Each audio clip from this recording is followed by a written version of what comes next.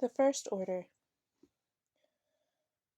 From former, formless chaos sprang two creatures, Cerberus and Nyx.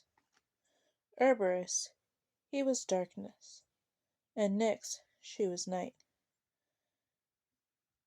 They coupled at once, and the flashing fruits of their union were Hemera, day, and Ether, light.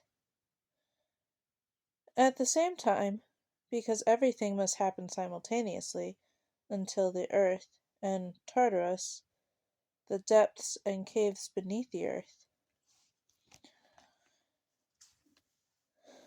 I can guess what you might be thinking. These creations sound charming enough. Day, night, light, depths, and caves. But these were not gods and goddesses.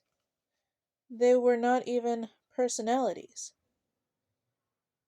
And it may have struck you also that since there was no time, there could be no dramatic narrative, no stories. For stories depend on once upon a time, and what happened next. You would be right to think this. What first emerged from chaos were primal, elemental principles that were devoid of any real color, character, or interest. These were the primordial deities, the first order of divine beings, from whom all the gods, heroes, and monsters of Greek myth sprang. They brooded over and laid beneath everything, waiting. The silent emptiness of this world was filled when Gaia bore two sons on her own.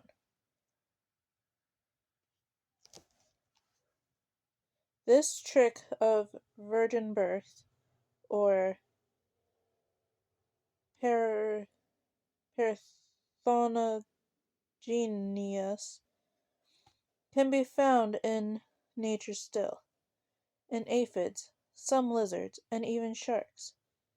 It is a reasonably common way to have young. There won't be the variant that two sets of genes allow. This is the same in the genus of Greek gods. The interesting ones are all the fruit of two parents, not one. The first was Pontus, the sea, and the second was Uranus, the sky, better known to us as Uranus. The sound of those whose name has ever been the cause of great delight in children from 9 to 90.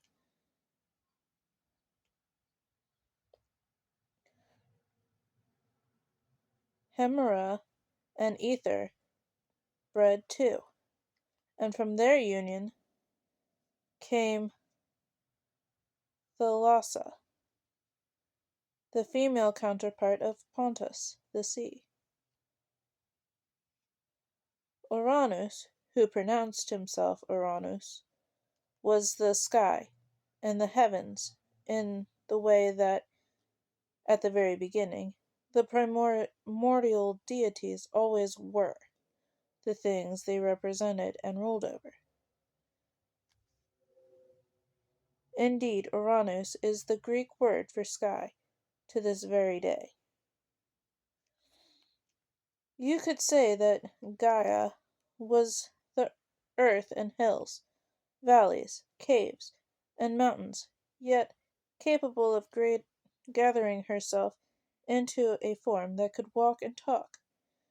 Clouds, the clouds of Uranus, the sky rolled and seethed above her, but they too could coalesce into a shape we might recognize. It was so early on in the life of everything. Very little was settled.